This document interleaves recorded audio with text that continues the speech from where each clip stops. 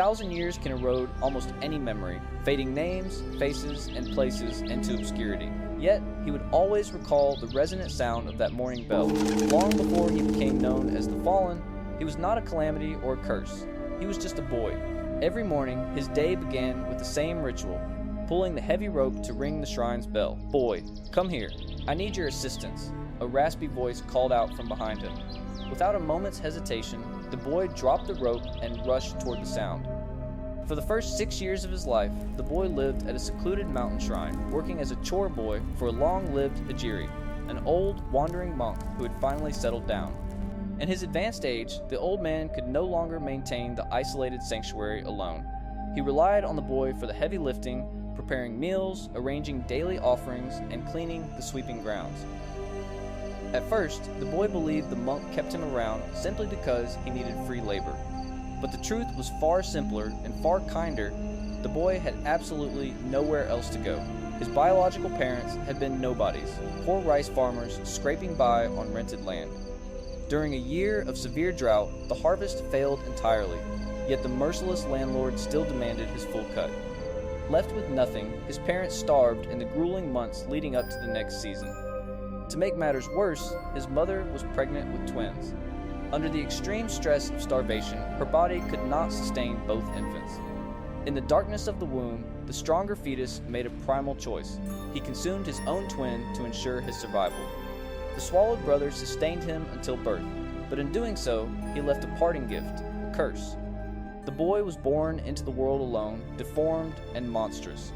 The moment his parents laid eyes on his extra limbs and altered features, they knew he had to die. Too terrified to kill him themselves, fearing his curse would latch onto them in death, they abandoned the newborn at the mountain shrine, praying the resident monk would put an end to the monstrosity. Fortunately for the baby, the shrine was tended by a very particular kind of holy man. The old monk was a staunch Buddhist who firmly believed that all life possessed inherent value, and that even the most wretched creatures were capable of achieving enlightenment. There was not a single soul who came to his shrine that he would ever turn away. That included a monster. The old monk had no name. He had renounced it decades ago along with all his worldly possessions.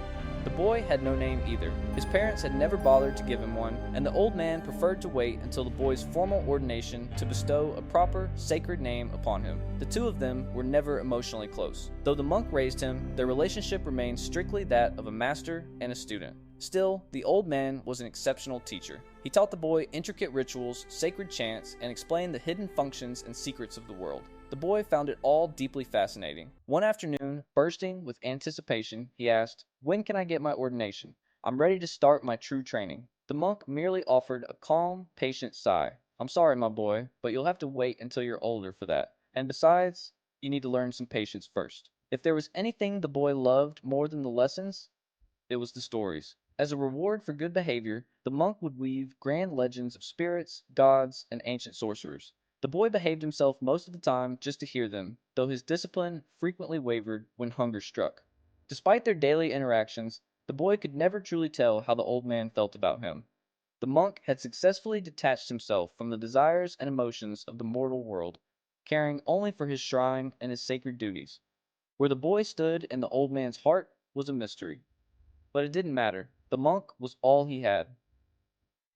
Life at the shrine was a peaceful yet deeply lonely existence. Pilgrims rarely climbed the mountain, and whenever visitors did arrive, the boy was strictly forbidden from meeting them. The old man insisted it was for the best, though the boy never understood why. Every few days, the monk would trek down the mountain to the local village to gather supplies and perform religious rites for the peasants. The boy thought bitterly as the old man walked away, "I bet he just wants to keep me trapped up here forever." From the high vantage point of the shrine, the village was clearly visible.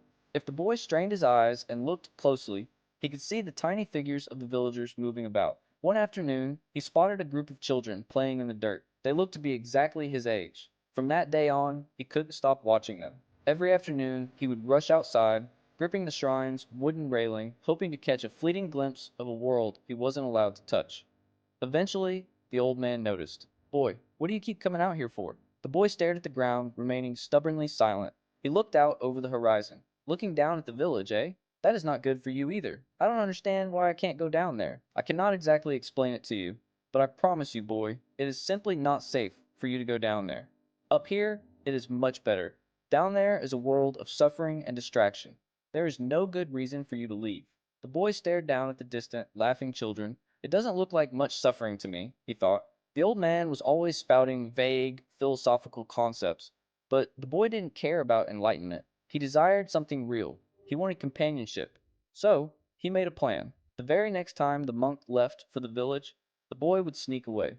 Days later, the moment the monk vanished down the path, the boy slipped past the torii gate and hurried down the mountain. Near the village edge, sudden panic seized him. He froze behind a rock, on the verge of sprinting back to the safety of the lonely shrine. Then, the children spotted him. From across the meadow, they waved and shouted, "Hurry up and come over here." Elated and unable to believe they were actually inviting him to play, the boy broke from the shadows and ran toward them, but as the distance closed, the laughter died. Welcoming hands froze mid-air. In the unyielding daylight, a suffocating silence gripped the group as they finally saw his true, monstrous form. The boys skidded to a halt, utterly confused by their sudden shift. The children recoiled in primal terror. One pointed a trembling finger at his face, choking out a single question, "What? What are you?"